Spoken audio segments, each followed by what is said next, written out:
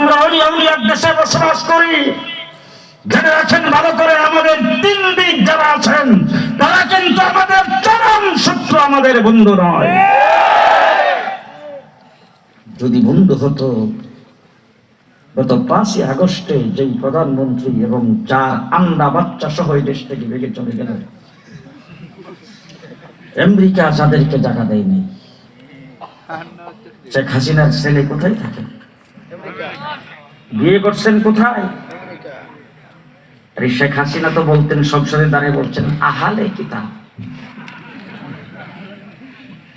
সাদা চামড়ার সেই হুদি মেয়েকে বিয়ে করেছেন, তার ভাগ্নি লন্ডনে সেখানে মন্ত্রী পর্যন্ত হয়েছেন, আপ্রাণ চেষ্টা করেছে, পৃথিবীর কোন দেশ তাকে গ্রহণ করে নাই, তাকে আশ্রয় দিয়েছে সেই ভারত। আমাদের বন্ধু।